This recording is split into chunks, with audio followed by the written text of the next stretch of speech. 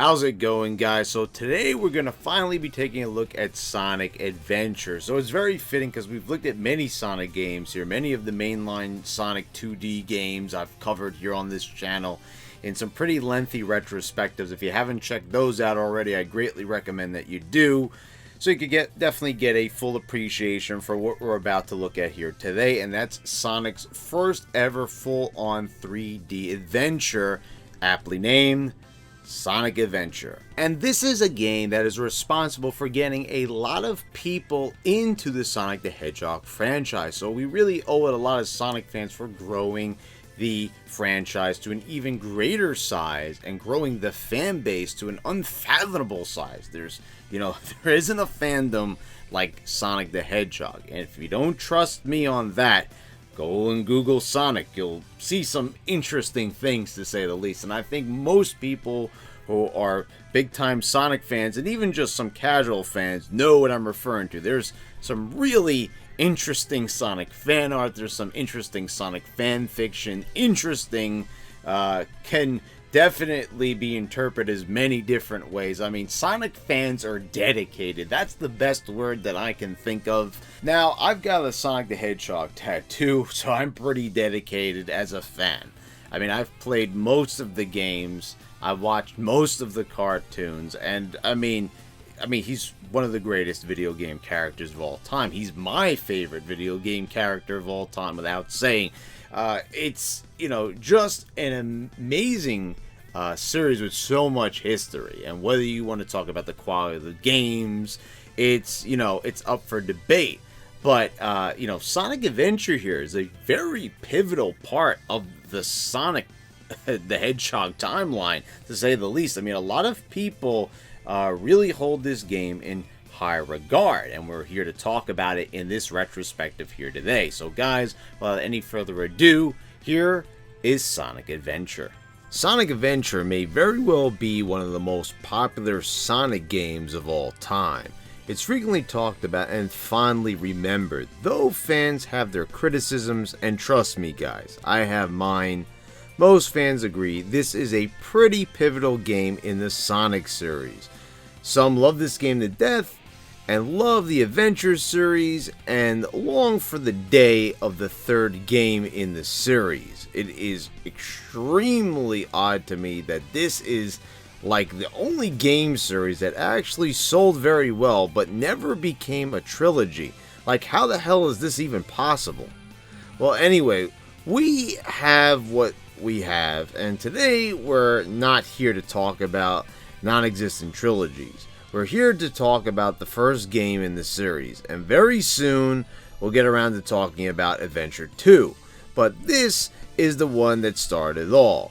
The first ever full-on 3D Sonic game. And no, we're not counting Sonic 3D Blast. So, 2 years earlier to Sonic Adventure's release in Japan, Super Mario 64 was changing the way video games were made and imagined. With Sonic and Mario battling it out during the 16-bit console wars, it made sense that Sega would do what it failed to do with the Sega Saturn and utilize Sonic to sell the new Dreamcast, with their most prized mascot in his first 3D adventure, and upstage Super Mario 64 with miles better graphics. That's another thing. This game was released in Japan in December 1998. It took the Dreamcast and Sonic Adventure almost 10 months to make their way to the US. This gap is just massive, and I never understood why it took so long to localize everything. It was the same deal with the first PlayStation, but strangely enough, not even the Saturn took as long as the Dreamcast. Seems like only Nintendo knows how to properly calibrate a timely US release with their American branch. But the US release date finally came, and Sonic finally had his first platforming game in 3 years. Sonic was now redesigned with different body proportions, green eyes, and had an overall edgier look. Ooh, edgy. No, seriously, he looked freaking sick. And I remember I was actually opposed to it at first. Like, I didn't hate the new look, but I remember I really had a problem with his green eyes. And it was probably just opposition to change, really. But today, I really love this design, and I guess it just took me time to warm up to it. Well, my tattoo is of Classic Sonic, so I still love Classic Sonic more, so let's not get too crazy. But Adventure Sonic is pretty damn sweet. Plus, besides the stylish 3D graphics, this game has fully voice-acted cutscenes. There was now a story that was more than Sonic needs to stop Dr. Robotnik. Well, it still is kind of that, but the plot is a bit more sophisticated, and there's some new lore at play here as Dr. Robotnik reveals he has unleashed the power of an ancient beast by the name of Chaos, who can feast on Chaos Emeralds and grow in size and strength every time he consumes one.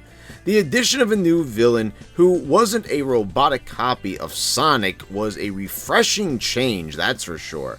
Sonic now calls Robotnik Eggman, and it comes off more like a nickname because Robotnik still refers to himself as Dr. Robotnik. This was kind of meant to be a transition of sorts, I suppose, because by Adventure 2, he's full-on Dr. Eggman, and the name Robotnik is completely dropped. Turns out Dr. Eggman was Dr. Robotnik's name in Japan, but it was changed for the US. I am still mad to this day they made this change because Robotnik is such a better name. It's menacing, and it really accentuates Robotnik's love for robotics and roboticizing animals. Come to think of it, there were always hints like Robotnik's space station being called the Death Egg, and all the egg jokes Sonic used to make in the Adventures of Sonic the Hedgehog cartoon. I just always assumed it had to do with his appearance, and I guess that's why he was originally named this in Japan, but I hated this back then, and while I'm not as hot about it now, I still don't like it. So now Sonic's living among humans, and lives in Station Square, which acts as the game's hub world that connects all the game's areas and levels. This is pretty jarring, actually. I mean, Robotnik was the only human in all of Sonic, and you did have Snively in the comics and Saturday morning cartoon, but that was it. Now we had vastly populated environments with actual humans, and they all seemed just fine having a huge mutant blue hedgehog walking around. This has to be the most tolerant society I've ever seen. I mean, if I saw this thing running around, I'd be like, what the f*** is that? By the way, some people are mixed on hub worlds in video games, but I've always liked them for the most part because could you imagine Super Mario 64 without Peach's castle? I think it adds a lot of personality to the game, and places like Station Square and the Mystic Ruins offer a nice sense of world building within the Sonic universe, and it's a nice place to run around and stretch your legs outside of levels. I was pretty disappointed to see this concept scrapped for the sequel.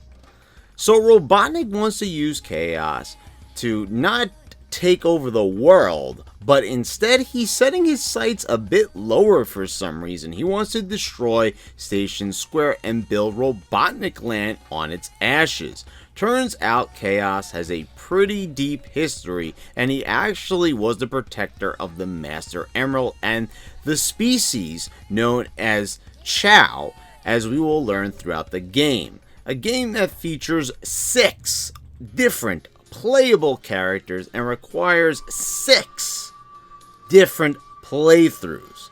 Not only do we get our favorite blue boy, but Tails, Knuckles, Amy Rose, Robotnik's robot E102 Gamma, and everyone's favorite Big the Cat.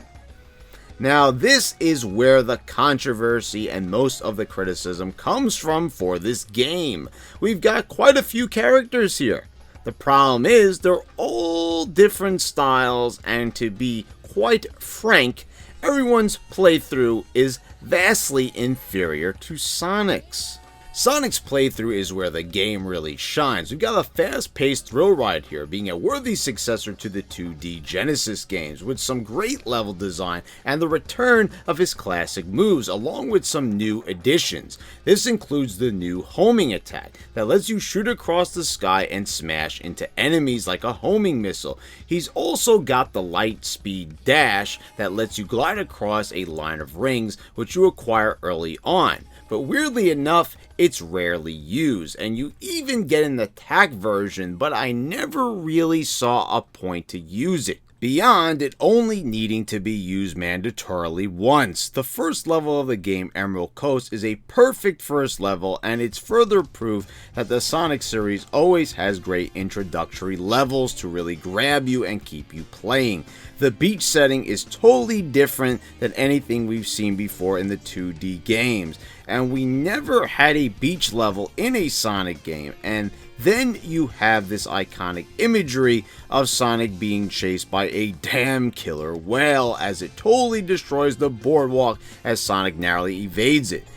Great level, just a work of art. I never get tired of this one. Windy Valley is also incredible, although the best part, running down these winding ramps, feels a bit clunky, as I always find it way too easy to bash into the sides of the ramps, effectively killing the pace and my speed. Also, I really like Casinopolis, which is a callback to Casino Night Zone from Sonic 2 and Sonic Spinball, where you have to play pinball in order to acquire enough rings so you can build a big enough pile to reach the Chaos Emerald being held in the vault. Sonic's main goal is to fight Robotnik and Chaos. Weirdly enough, Sonic only fights Robotnik twice.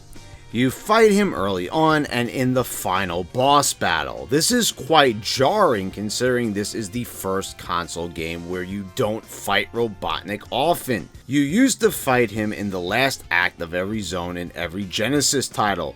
And the more I thought about this, the weirder the choice seems. I guess it was to break the sense of repetitiveness from previous games, but that is what a Sonic game is in essence, the battle of Sonic versus his arch nemesis. Chaos definitely is stealing the spotlight here in terms of boss battles because you fight him more and you'll fight him with the other characters as well.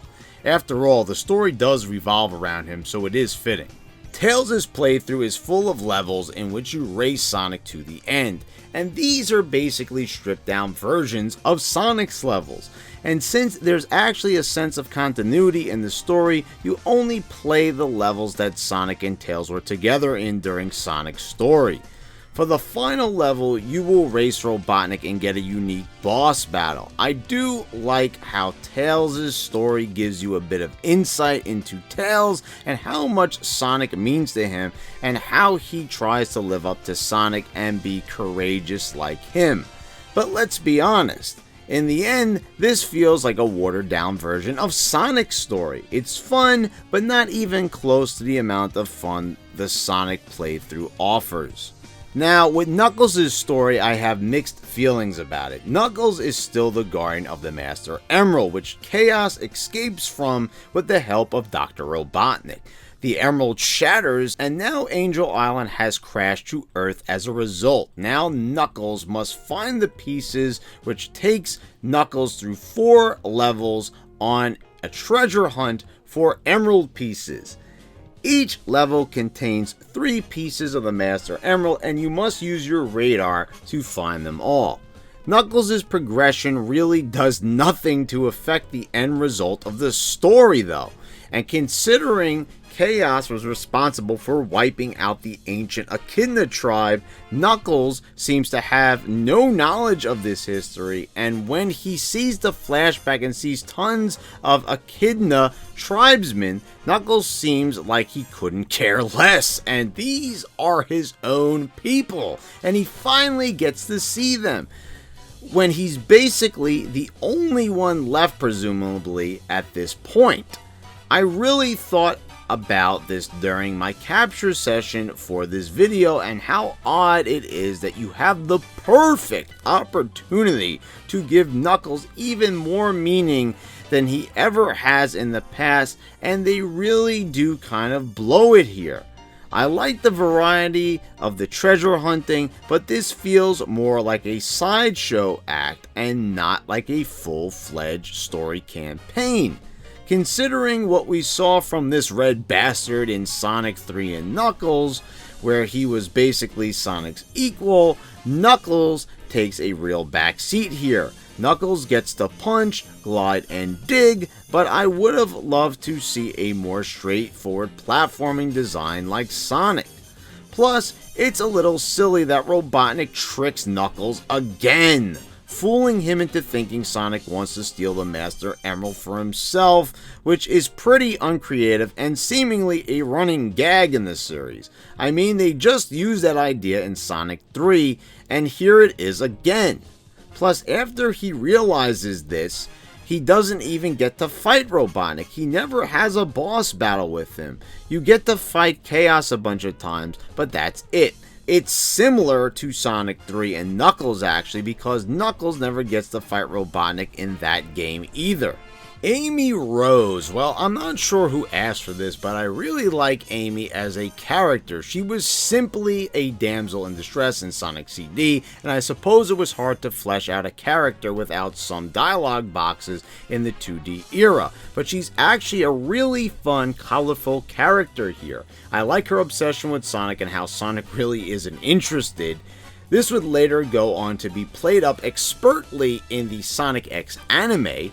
I also dig the Sonic CD flashback Amy has of Sonic carrying her as they run from Metal Sonic, even though that never happened in Sonic CD, but yeah, she's a cute character, and no, you sickos, I don't mean that in a furry kind of way.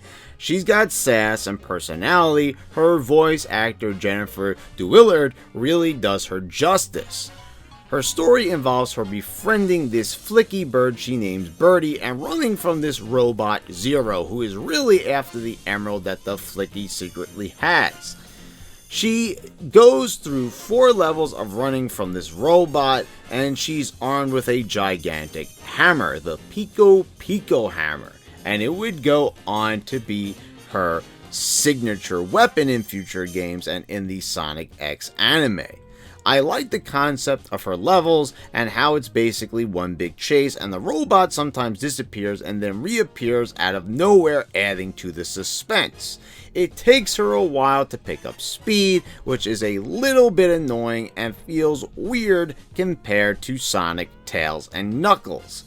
The hammer jump move is awesome and fun to use, and I really like the animation used for it. Of course, you'll classically get kidnapped by Zero in a cutscene and meet up with E102 Gamma, who actually lets you escape from Robotnik's dungeon. I actually found the cutscene where they meet to be quite touching, and it's even better from the perspective of Gamma, for reasons I'll touch on in a moment.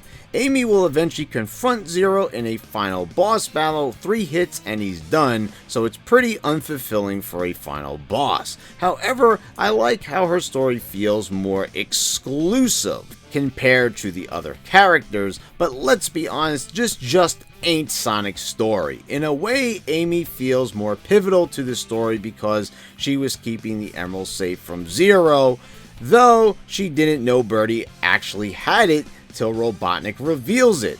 Also, the playthrough feels more full and more satisfying than the Knuckles story, to be quite honest. E102 Gamma. A first for the game series, you actually get to take hold of one of Dr. Robotnik's robot minions. And I've heard some people really dislike this story, but damn, these people are just weirdos with no taste. Because I love it from start to finish. You get to see Dr. Robotnik look at you as the story begins, as he turns Gamma on for the first time. You're tasked with capturing a frog that has swallowed a Chaos Emerald and thus grown a tail, and Robotnik sends you and the other E-Series robots to capture the frog, so Robotnik may feed Chaos another emerald. But after you succeed and the others fail, Gamma witnesses the other robots being destroyed by Robotnik. He doesn't realize what has happened to them at first, but when Robotnik tells you to enter a room and you enter the wrong one, you witness E101 Beta being torn apart by a disassembling machine. You really feel this scene, even though nothing is said.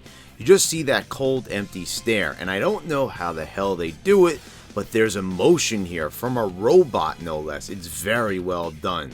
So your paths soon cross with Amy, and we find ourselves in the same cutscene from Amy's story. Amy encourages Gamma to free himself from Robotnik's control, leading Gamma to question his programming because of the kindness and encouragement Amy has just offered. And he starts thinking about Amy and Robotnik's cruelty towards the other E-Series robots and decides to reprogram himself. He soon sets off to free the Flickies inside the other E-Series robots that have now been rebuilt. Gamma's levels are timed shoot 'em ups as you blaze through levels at a decent speed and lock on and shoot at targets and destroy enemies for time. These boss battles are super easy as you can literally just keep pressing the shoot button to obtain victory. In the final boss battle, you will face off against a redesigned E101 Beta, and this is a really cool battle. I love how Beta flies above the battlefield and throws these huge energy blasts at you DBZ style. Once you beat Beta, he gets in one last shot, and Gamma has one last flashback as he sees Birdie reunited with his family member, and it's of the bird that's actually inside him, and he decides to make the ultimate sacrifice, self-destructing to free the Flicky trapped inside him. So was the Flicky responsible for the change in heart for Gamma, or did Gamma actually manage to reprogram himself on his own, or a mixture of the two? Whatever it is, I like the internal struggle motif. I think what really helps the story is Gamma's simply incredible theme song. Seriously, it's one of the best themes in the game. This piano just moves me and tugs at my heartstrings.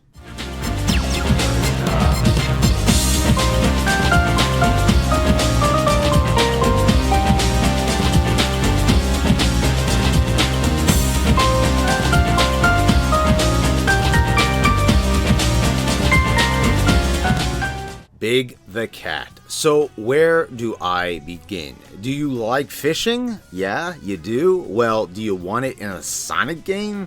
Well, let's be fair here. I get why people hate Big, and I get why people hate Big's story, but the real question is, why is this here? Why? Like, this simply just doesn't make any sense. This game was already overloaded with 4 other gameplay styles that all failed to live up to the main campaign of Sonic's. But you gotta believe, without a doubt, they just threw this in at the last minute. I mean, the fishing mechanics are not bad, it actually works fairly well, and it's pretty easy once you learn the controls. But why exactly are you fishing, you ask? Well, remember the frog I mentioned in Gamma's story? Well, this big fat blue monstrosity is its friend. Froggy keeps running away from you because the emerald is making him act weird. Let's be frank, if I were Froggy, I wouldn't need any persuasion to get the hell away from a guy like Big. Oh yeah, the emerald's making me do it, I swear.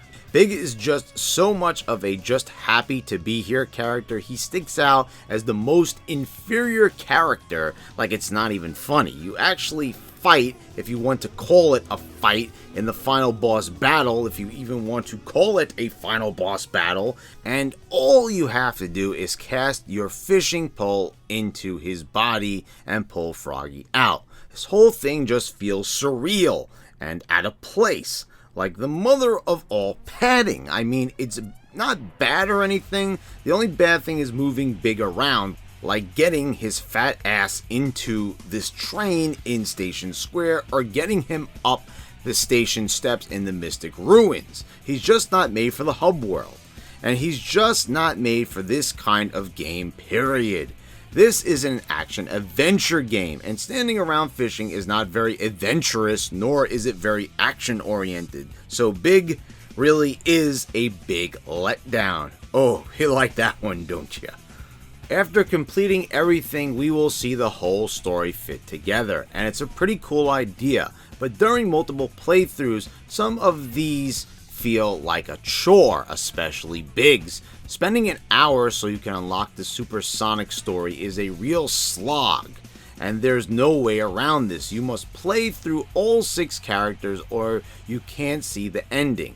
And you have to believe that Sonic Team was taking a big gamble here. Obviously, some people were not going to like some of these gameplay styles, considering most people were expecting, a Sonic game maybe. And while this would become normalized with Sonic Adventure 2 and other games that experimented, this was surprising at first, very surprising actually. So, Super Sonic's story involves Sonic facing off against Perfect Chaos, who has now absorbed all 7 of the Chaos Emeralds. Takal, who's been showing up during the flashbacks of the 6 characters, shows up, and now we know that Chaos has wiped out the ancient Echidna tribe, and she is the one that trapped Chaos and herself in the Master Emerald to save the world from Chaos's onslaught. Sonic absorbs the positive energy that still remains within the emeralds, and you face off against him, where you basically go from one side to the other and avoid projectiles as you make your way towards him. Though it's not the most technical battle, it's fun, and the fact that the game's theme, Open Your Heart, is blasting throughout is just awesome. Though during the second phase, they switch it to a more slow-paced, dramatic music piece, and I never understood why they did this. Just keep Open Your Heart playing. They rip all the energy out of the fight as a result. After all this, Chaos's evil self is destroyed and is returned to his former friendly guardian self, and Takal and Chaos depart into the afterlife. And I love this line from Tails here. All's well that ends well, right? Oh my god, like, Tails, bro, the entire city is destroyed. It's gone. Not a single building is inhabitable, and he uses this out-of-touch line, and it's just hilarious.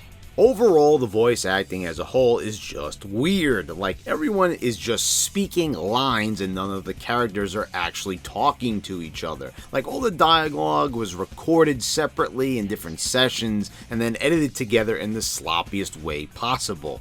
But it's so bad it's good, because I love the way these lines are read, and it sounds so goofy sometimes. And you get these incredibly awkward pauses between the dialogue, accentuating the goofiness. I feel like the voice actors weren't shown any of the game and were just literally given a script and told to read the script with no context, no explanation, no nothing, because that can be the only reason why it sounds this bad. Interesting enough, this is the first time Sonic has actually spoken full dialogue in a mainline game, and his voice actor Ryan Drummond sounds like a fitting voice, and I think he sounds exactly how I would expect Sonic to sound, even if Jaleel White was the only Sonic voice for me at this point. For me, the show stealer is Dean Bristro, the voice of Robotnik. He is like the only one who seems to have any sense of context of what's going on, because he actually reads his lines in such a way that he comes across as effective, especially when he faces Tails here. Away, before I make mincemeat out of you. Damn, that reminds me of Jim Cummings from the Sonic Sat AM series. But some of these lines to me are so iconic. Like, don't get me wrong, Mike Pollock is better, but Dean was pretty damn good at what he did. The soundtrack is incredible, from the main theme Open Your Heart to the mystical track you hear in The Mystic Ruins. Jun Sione had been a part of Sonic Team since Sonic 3, but this is the game where he was given full reign over the soundtrack, and it pays off tenfold. He even remixes the Green Grove theme from Sonic 3D Blast for Windy Valley. He's an incredible composer and guitarist, and his additions to the Sonic music catalog further made the Sonic series the go-to series for incredible video game music. The only thing is, why is the music so damn loud during cutscenes that it actually overtakes the character voice-over dialogue, and it's actually annoying as hell. Because even though this music is freaking good and I want to hear it, but I also want to hear the dialogue. Like for example, Tails' theme has lyrics and he's talking at the same time. It's one big headache. Did Sonic Team ever watch a movie, cartoon, or any TV show whatsoever to learn how to properly blend voiceovers and music together? Because this is just a bad mix, and it takes away from the cutscenes as a result. So overall, Sonic Adventure is fun, it's memorable, it's not all good, but a lot of it is. But I think they were too ambitious with the characters and really should have just made Sonic's campaign longer. While I still am happy we get to experience a more fleshed out Amy Rose and the Great Gamma story, I still can't help but feel I would have liked a few more Robotnik boss fights and just a few more levels for Sonic. However, I still keep coming back to this game because it's entertaining and a very historical moment for Sonic as he made his leap to 3D. I admire its ambition, its desire to give Sonic deeper storylines and broaden the series' horizons. Sometimes change comes at a price, and it's not always going to hit all the right marks, especially during the first go. But Sonic Adventure does an admirable job despite its shortcomings. Well guys, that just about does it for this retrospective. I hope you all enjoyed it, and we're gonna see what video we do next here. I've got a lot of things that I want to take a look at here. There's definitely, I mentioned a few videos ago, I talked about wanting to look at The Force Unleashed, which is a game that we're going to be getting to. So I don't know. I don't know what I want to do first. If I want to look at that or Sonic Adventure 2, or maybe take a break and look at a different game. But we'll see what happens. I'll let you know what I'm up to, or you'll just see it here on this channel. But anyway, guys, I really appreciate you all watching. I want to thank all my subscribers for being subscribed to this channel. And if you haven't subscribed already, what are you doing? Subscribe, please. I would greatly appreciate it. Click the bell so you get all the notifications when I post all my new videos. I want to thank all my patrons for your continued support. It means oh so much to me, as you know. And guys, thank you all for watching. I'll see you next time.